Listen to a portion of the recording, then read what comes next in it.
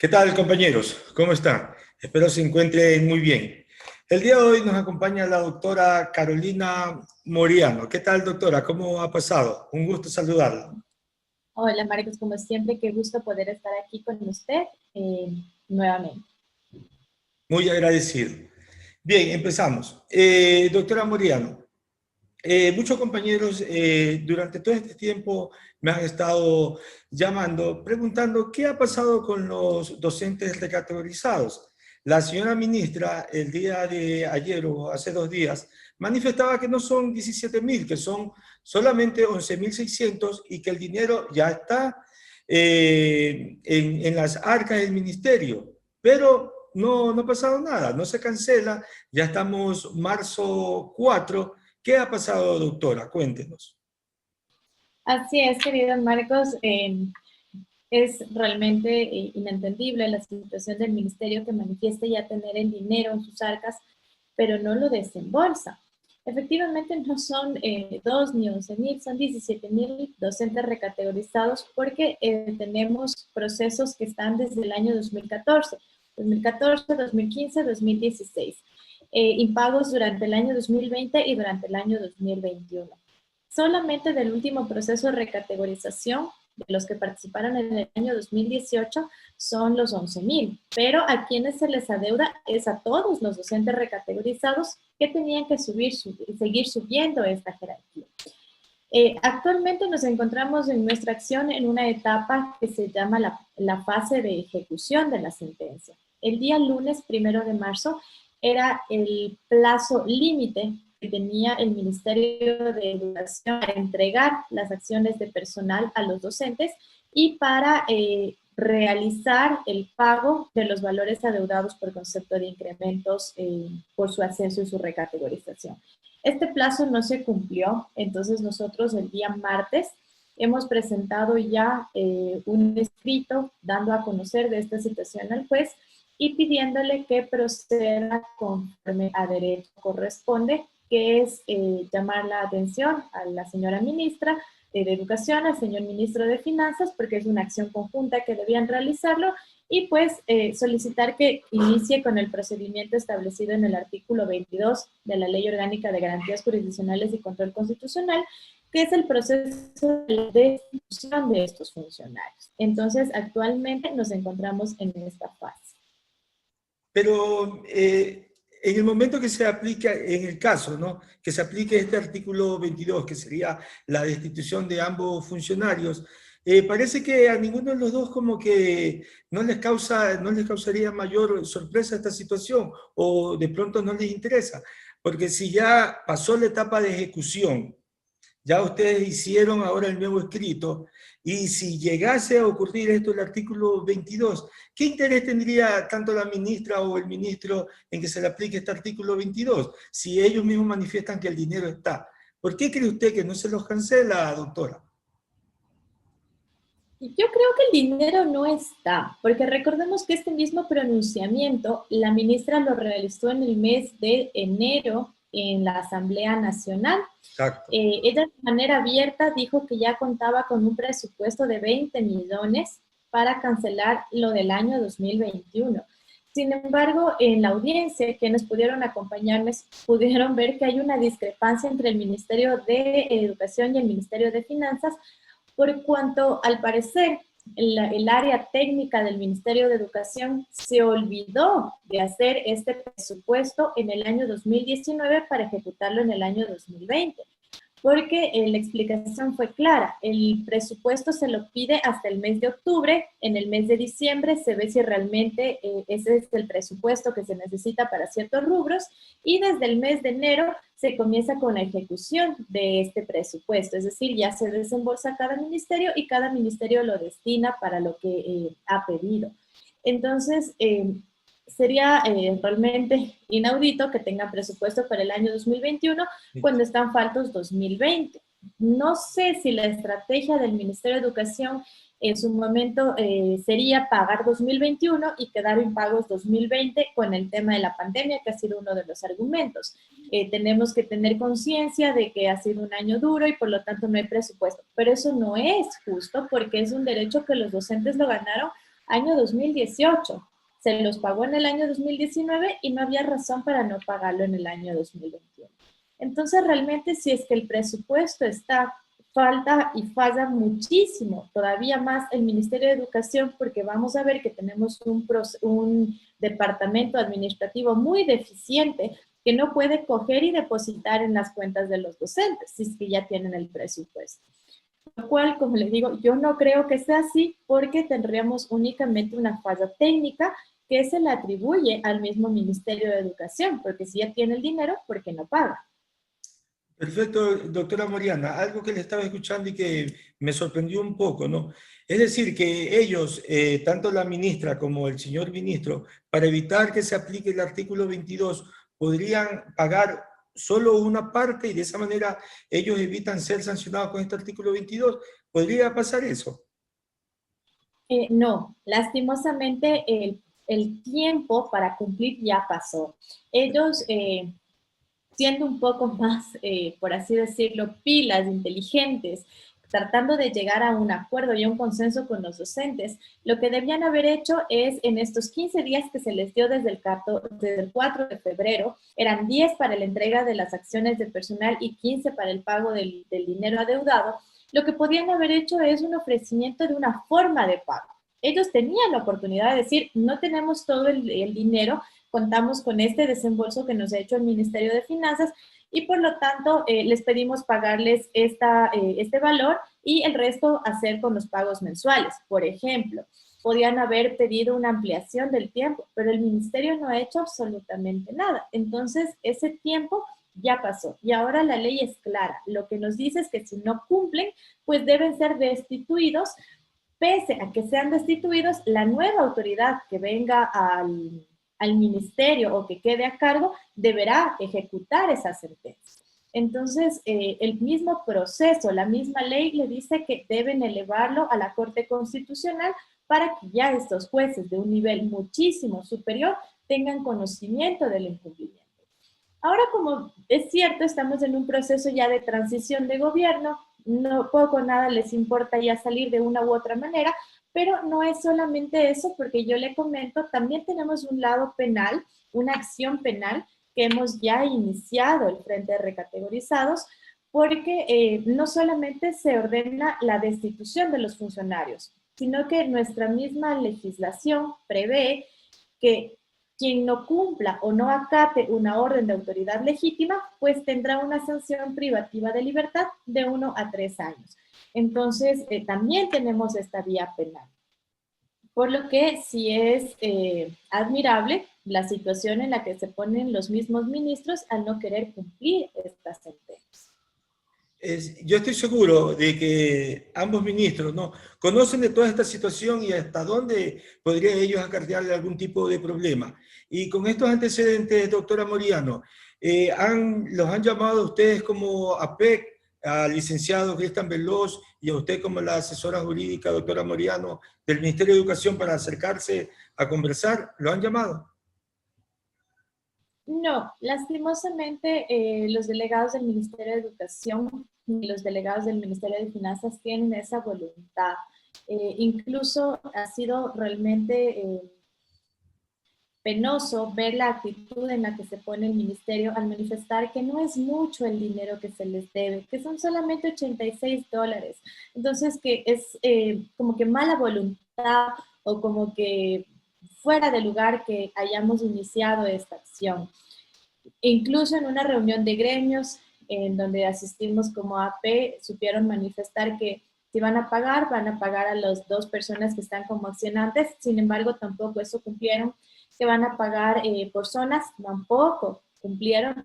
Entonces, no sabemos cuál es realmente la situación del ministerio, porque está en esta actitud de no querer reconocer un derecho que ya se lo hizo en el año 2018 y que tuvo que ser mediante una sentencia que el juez ordene el cumplimiento de este derecho y las consecuencias que traía este derecho. Bien, entonces, lo único que nos queda, la única vía que nos queda es la vía legal. No tenemos ninguna en este momento ninguna otra solución, doctora, ¿no?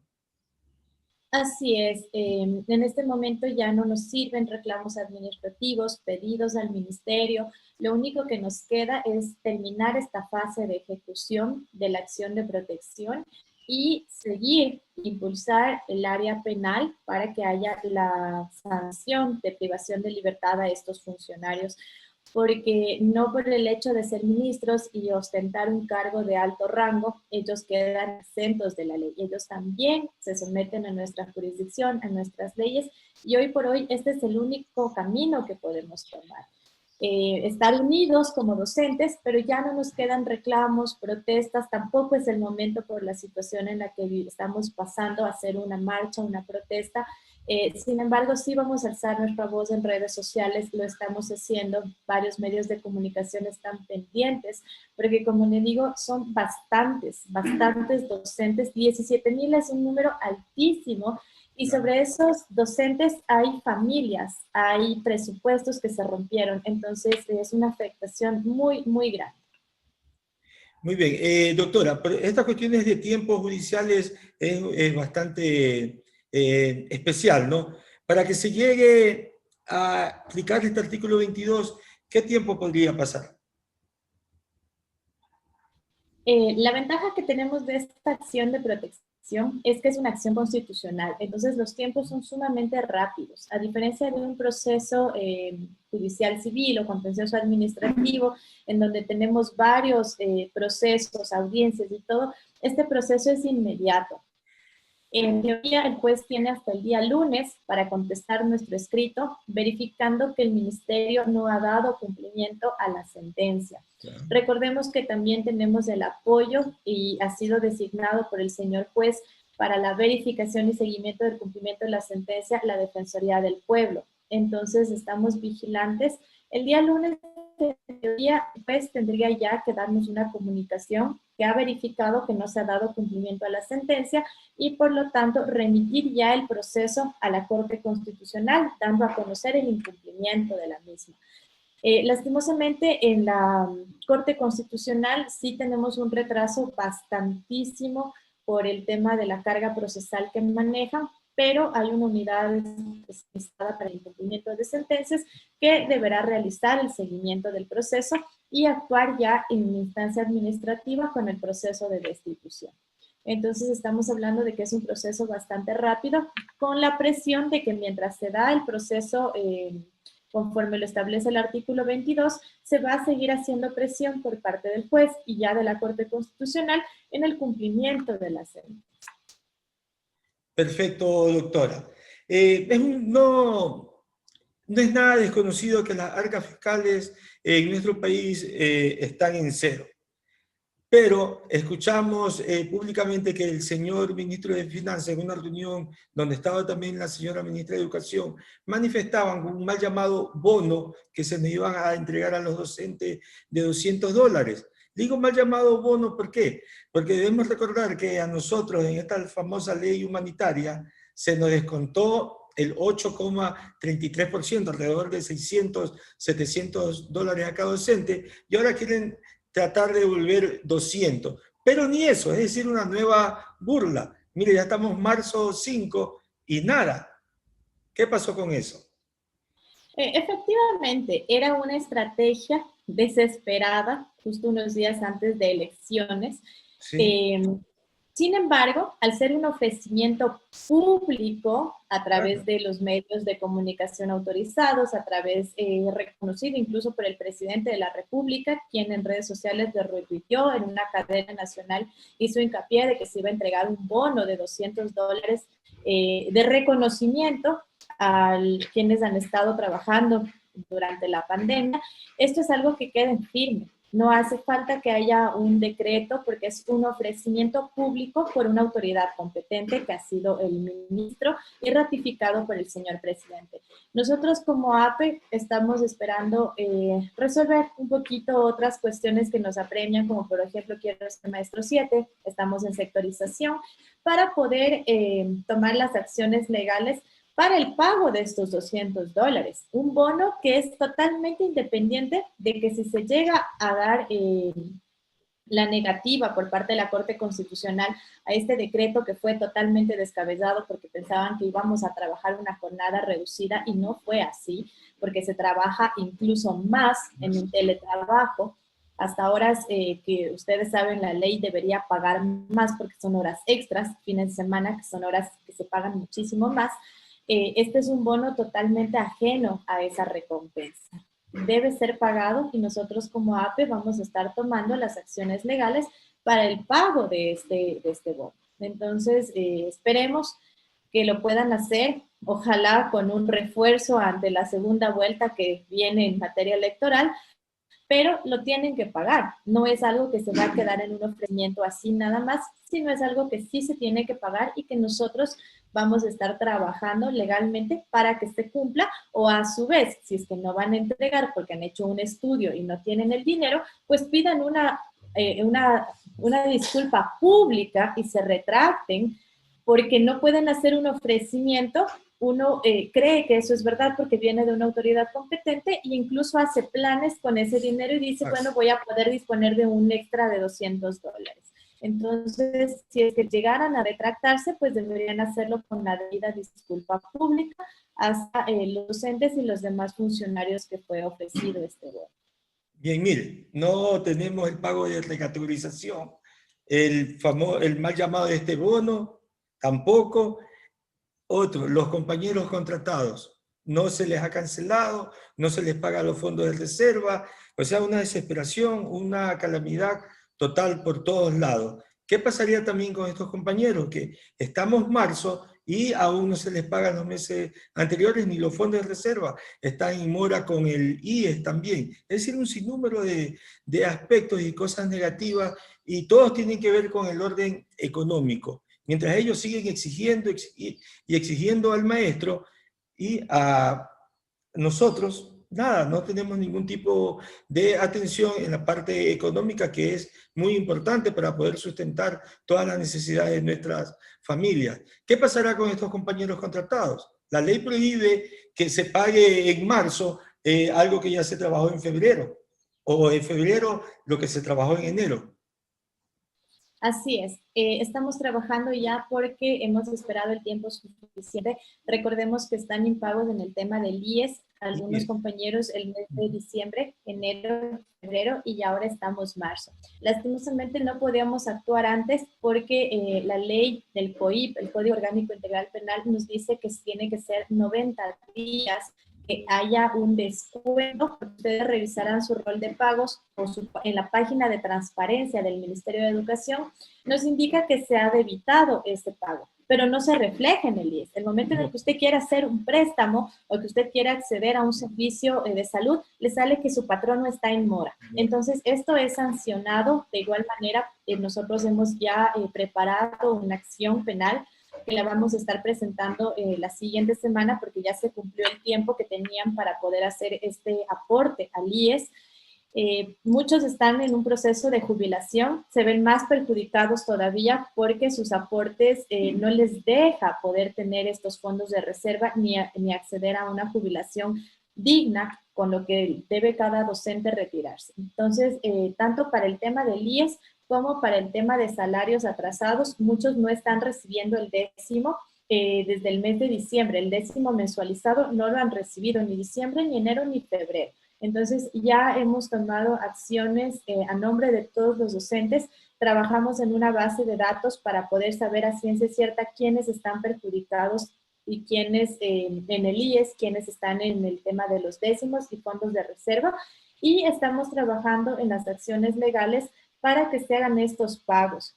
Incluso ya estamos insistiendo en que estos pagos deben ser con una multa y con un interés, porque es lo correcto. A ustedes cuando falta el salario y nos atrasamos en la tarjeta de crédito o en el pago del servicio básico, con lo que nosotros hacemos, pues nos cortan el servicio básico porque ya no está vigente la ley humanitaria, y también nos generan intereses en la tarjeta. Entonces, no solamente atenta al derecho al trabajo, sino también a la vida digna de cada docente que cuenta con ese dinero. Entonces, AP está trabajando en estos temas, tanto en la vía civil como en la vía constitucional, por la vulneración de sus derechos y pues lo que incurren las autoridades en acciones hasta ya tipificadas en un ámbito penal, porque es delito. O sea, recordemos que nuestra Constitución, cuando fue reformada, le decía que a usted le puede faltar todo, menos el IES.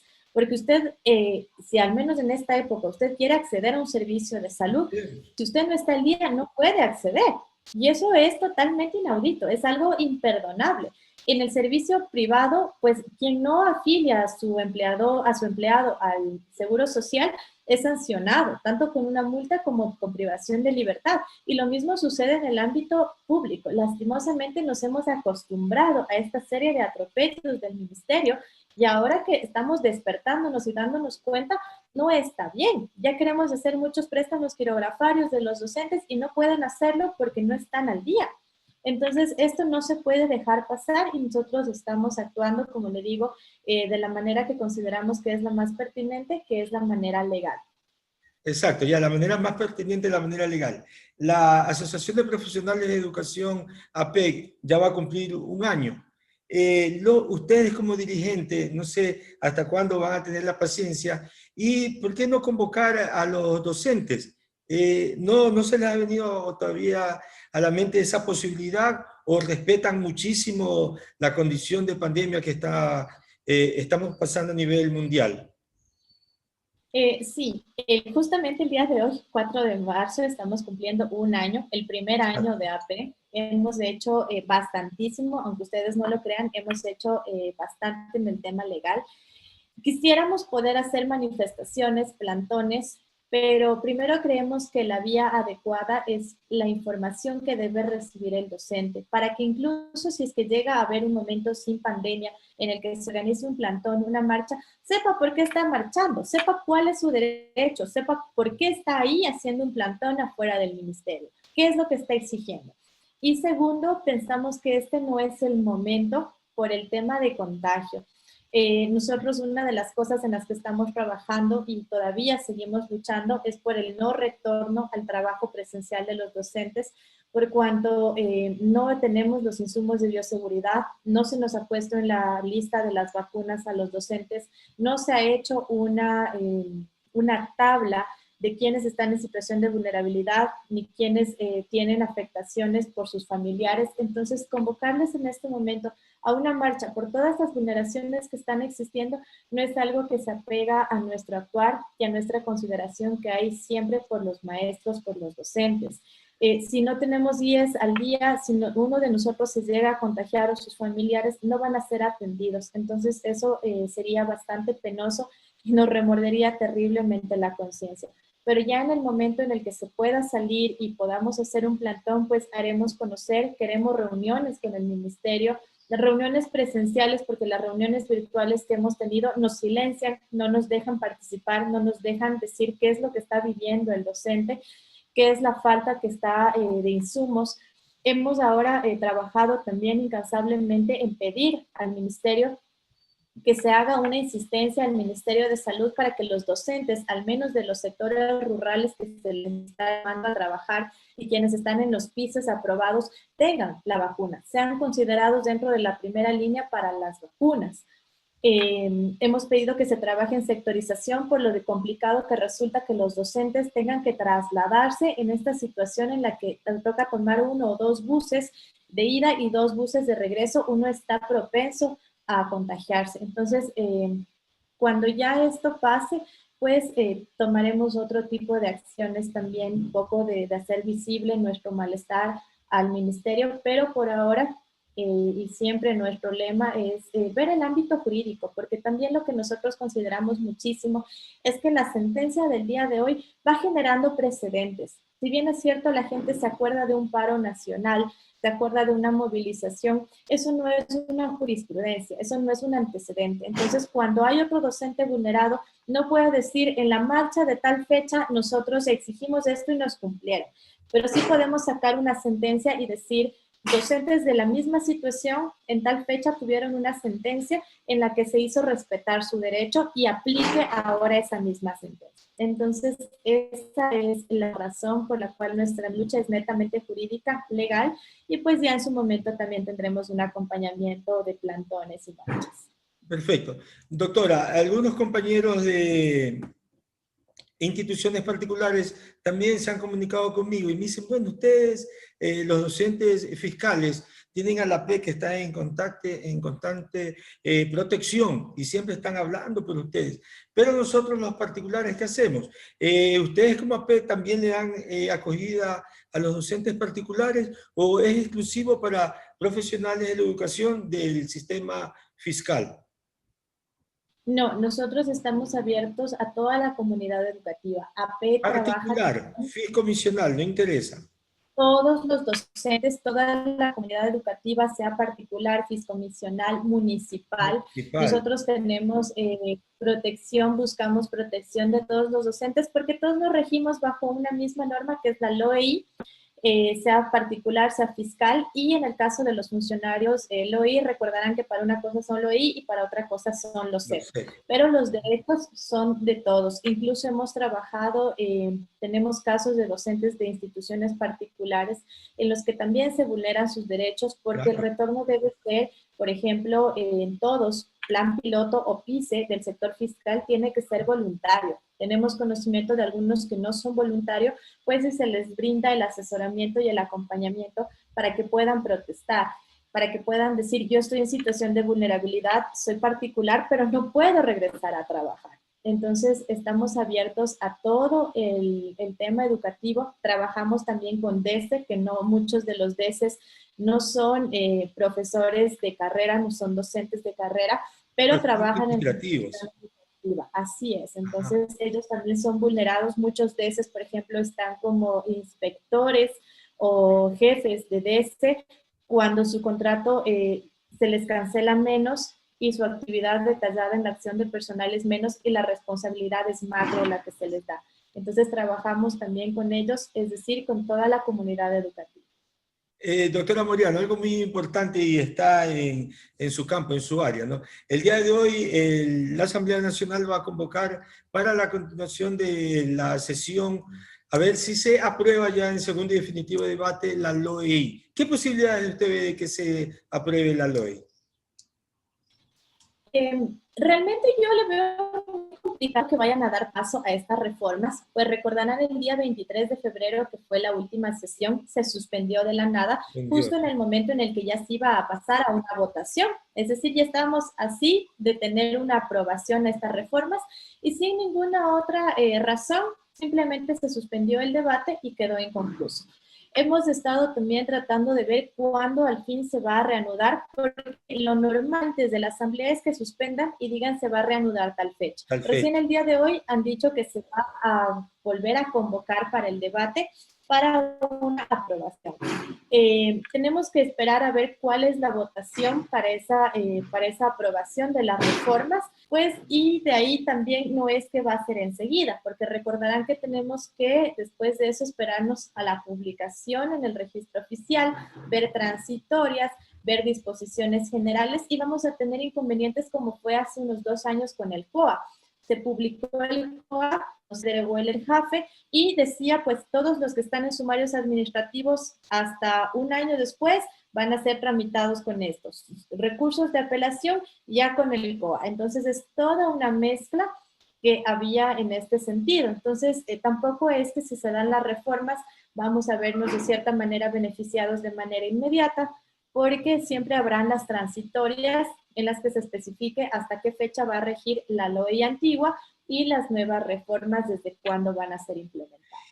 Muy bien, hemos tratado algunos temas muy importantes y espero que los compañeros van a hacer muchísimos comentarios en la parte respectiva, estimada Carolina. Ahora, ya sabemos y estamos conscientes de todo lo que está haciendo la PEC y usted a la cabeza del departamento jurídico para que todos nuestros derechos no sigan siendo vulnerados y que se los respete. Ahora ustedes como APE, ¿qué recomendaciones nos brindarían a nosotros los docentes? Porque ya nos manifestó de que la convocatoria a plantones obviamente no es algo pertinente por el momento. Entonces, ¿cuál sería el paso yo como docente? ¿Qué tengo que hacer para dar ese espaldarazo, el respaldo a ustedes como dirigentes, que son los que están dando la cara por nosotros? ¿Qué hacemos nosotros entonces? Así es. Por el momento yo lo que les puedo dar como primera recomendación es que se mantengan informados. La principal Informados. fuente de la vulneración de nuestros derechos es el desconocimiento. Entonces, como los docentes no conocemos lo que dice la ley, la LOI, el reglamento, ni tampoco cómo se debe proceder ante los atropellos, nos vulneran. Es fácil engañarnos, es fácil hacernos caer en todos estos atropellos. Entonces, lo primero que yo les puedo sugerir es que se mantengan informados. En nuestra página de AP tenemos la LOEI, tenemos el reglamento, constantemente les estamos dando a conocer formatos de cómo ustedes deben proceder. Los días lunes tenemos un Facebook, un live, en donde se les da a conocer ciertos aspectos, se resuelven dudas generales de los docentes. Cuando existen problemas, tenemos un correo electrónico al que nos pueden escribir sobre sus dudas, sus problemas. Mantenemos el anonimato porque sabemos que muchos docentes luego son sancionados, son Sí. expuestos, pero sí pedimos que denuncien, que nos hagan saber qué es lo que está pasando. Tenemos casos en el sur del país en el que ya nos han hecho conocer de unos atropellos terribles, se mantiene el anonimato, pero hemos puesto las denuncias respectivas, por ejemplo, por cobros indebidos a los mismos docentes. Vulneración a los docentes de que unos tienen doble jornada y otros por estar con las autoridades pues no tienen ni siquiera jornada. Entonces todo esto nosotros lo vamos tratando y lo vamos resolviendo. Yo les puedo recomendar y pedirles que se asocien a nuestra página para que puedan pertenecer a los grupos de WhatsApp, puedan tener acceso también al servicio jurídico, a otros tipos de servicios también, capacitaciones, ahora que se viene el Quiero Ser Maestro 7, capacitaciones que a ustedes les van a beneficiar. Y sobre todo, dar recomendaciones de que siempre pregunte, no se deje amedrentar de la autoridad. Por ejemplo, ahora la recomendación más importante que yo les doy es que tengan los canales únicamente habilitados para lo que son disposiciones, acatamiento de las mismas y poder sugerir o hacer cualquier pregunta. El WhatsApp no es un tema que está autorizado por nuestra ley de medios electrónicos para notificaciones. El correo electrónico sí, y recordarán que incluso en una de las audiencias que tuvimos contra el ministerio manifestó que el único canal autorizado es o el KeePux o cuando usted ingresa un documento por ventanilla física, ahora el MOGAC que hay en línea, y si no su correo electrónico institucional. Institucional, ¿no? Así es. Todos deben tener un correo electrónico Sí, institucional a través del cual le deben llegar las notificaciones. claro. Si no les llega el correo institucional, usted no está enterado. No le pueden decir por WhatsApp, vendrá a trabajar el día lunes o aportará con $2. Usted no puede hacer eso, ni Ni yo como rector, responderle tampoco, doctora. Ni yo ni yo responderle tampoco tampoco. decirle, porque eso no es válido. Entonces, el Ah, momento en el que ya. se quiera dar un sumario administrativo, un tema judicial, nos dicen, pero ¿dónde está la disposición? Es que me puso por WhatsApp. Pues y entonces se esconde la mano el distrito, se esconde la mano el zonal, y el que queda mal es el docente. Entonces, en ese sentido, recomendarles igual a los rectores, usen los medios que son adecuados y que son Oficiales. habilitados para este sentido. El papelito de siempre con el recibido, su razón del recibido, y pues si no, el correo electrónico institucional, el MOGAC, que le da un número de trámite que es único y usted va a poder defenderse. Otra de las recomendaciones, tanto para docentes, respáldese, lean la LOEI. En la LOEI nosotros tenemos nuestros derechos, nuestras obligaciones como docentes, y los rectores también. Rectores, personal jerárquico de las instituciones envía muchas veces disposiciones sin tener un sustento jurídico, un sustento legal, porque les llegó la orden de más arriba. Respáldese, no tenga miedo y pida una aclaración y diga, señor de la zonal, indíqueme mediante qué disposición yo voy a ordenar que los docentes vengan o que los docentes colaboren con funciones de limpieza. Entonces, uno siempre tiene que estar motivado, como se dice en derecho, pero fundamentando las razones de lo que usted está haciendo su reclamo o de lo que usted está emitiendo una orden. Entonces, ese es el canal, pedirles también, lo que yo les puedo recomendar es que nos unamos como gremio de docentes, porque muchos ven solamente, bueno, estamos los recategorizados, acá estamos los que queremos sectorización, pero no sabemos que los recategorizados mañana vamos a querer tener una sectorización, o los de sectorización vamos a querer que se nos cumpla con las becas que nos ofertaron, que también estamos luchando por eso, o por los bonos que nos ofrecieron, estos bonos de excelencia, y nunca nos pagaron.